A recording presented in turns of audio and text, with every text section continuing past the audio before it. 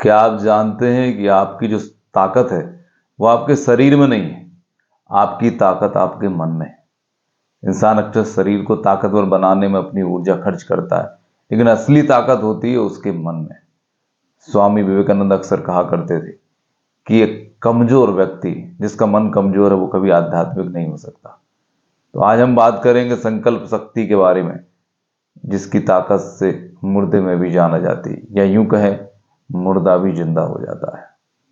तो स्वामी विवेकानंद के बारे में, स्वामी विवेकानंद अक्सर कहा करते थे कि एक विचार लो, फिर उस विचार को जियो, उसको सोचो, उस पे काम करो, यानी उस विचार को ही अपना जीवन बना लो, तब वो विचार जाके फलीभूत होता है। यानी उसको ही संकल्प शक्ति कहते हैं। सिर्फ विचार को सोचने भर से काम नहीं होगा, उस पर काम करना होगा, उसको जीना होगा।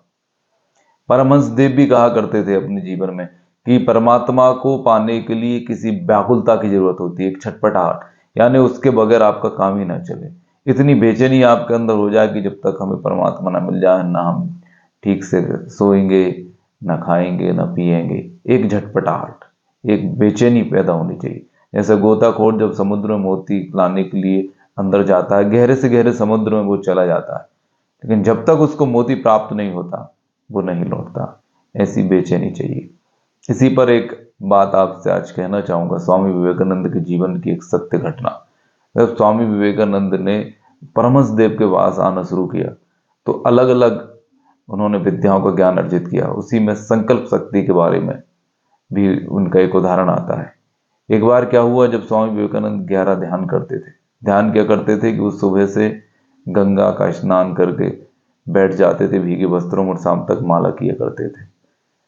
ये कर, चाहे वो ठंड हो, बारिश हो, गर्मी हो, ये सब करते करते उनके अंदर एक इच्छा शक्ति, जिसे हम संकल्प शक्ति कहते हैं, बहुत ज्यादा बढ़ गई।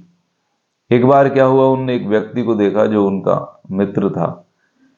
उसके कमरे में कई भगवानों की तस्वीरें लगी हुई थी, छोटी बड़ी, कई देवता, सारे देवता, शंकर जी, विष्णु जी, कृष्ण, राम, सभी भगवान, माँ दुर्गा, जगदम्बा, काली।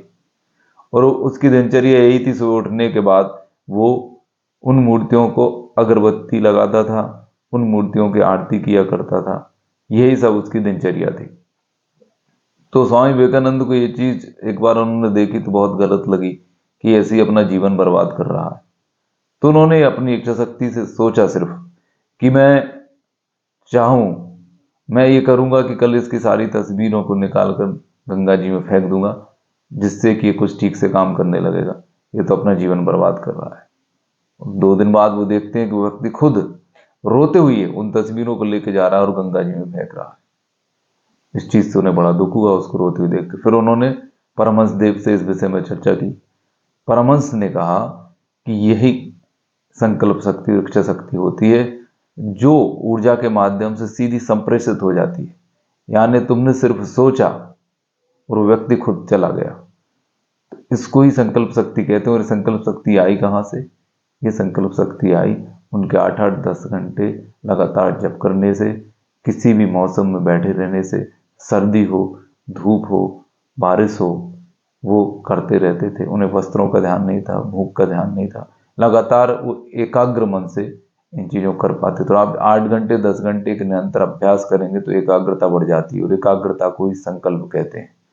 तो अपनी संकल्प शक्ति बढ़ाएं और अपने जीवन में सब कुछ पाएं। धन्यवाद।